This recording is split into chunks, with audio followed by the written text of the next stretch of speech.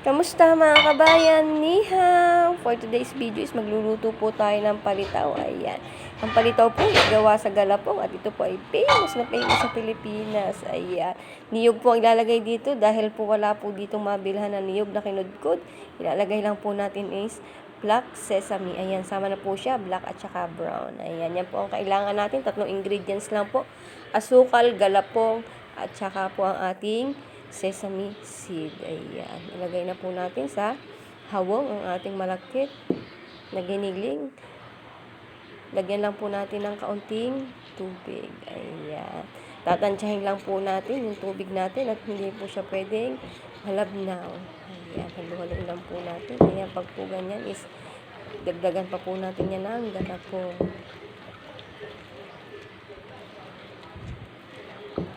Ayan po, kinamay ko na po at ano na po, okay na po siya. Dinagdagan ko pa po yan ng galapong. Ayan, masamasahin lang po natin. At yan, pag po ganyan na is, ibig sabihin po is, pwede na po siya. Ayan, wala na pong nakapit no sa pinaghahaluan natin ng ating galapong. Ayan, meron din po niyan dito sa Taiwan, pero ibang klase po ang tawag nila.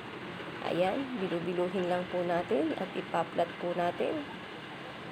Ayan.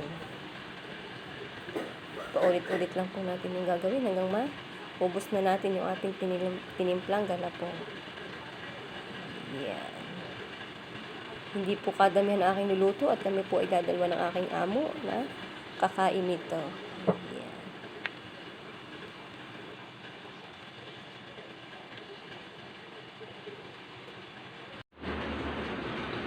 Ayan, yan na po yung nagawa natin lulutuing palitaw. Ayan, napapakulo na po tayo ng tubig.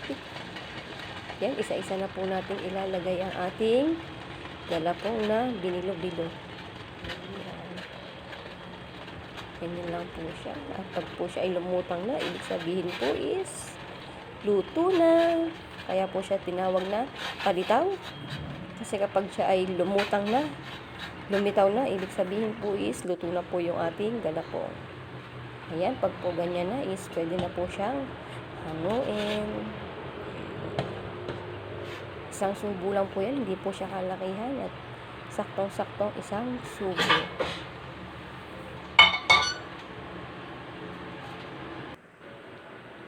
Ayan po, paghaluin po muna natin ang ating sesame seed. At saka ang ating konting asukal. Ayan. Konti lang po asukal. Hindi rin po masarap pag masyadong matamis. Yan, halu-haluin din po natin. Yung pong sesame seed ko is durug-durug na siya kasi magkahalo po siya ng kulay brown at saka ng black sesame. Ayan. At ngayon ko lang din po nalasahan. Mas masarap po palang ilagay ay sesame kaysa po sa niyog na kinayo. At ayan po, isa-isa po nating isawsaw sa ating sesame, ang ating palitaw na ginawa. Ayan, ganyan lang po, paulit-ulit lang po. Mas masarap po pala ang lasa ng pag-sesame ang iyong inilagay. Ayan.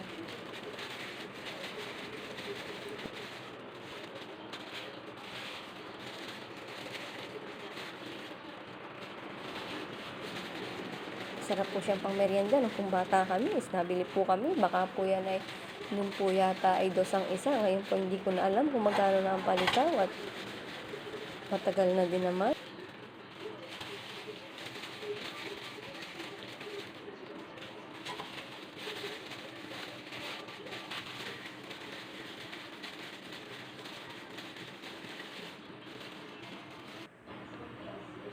At ayan na nga po ang ating masarap, maligat na palitaw. Ayan, thank you po Lord sa lahat ng blessing. Bukas po ulit. Salamat po sa panonood. Salamat!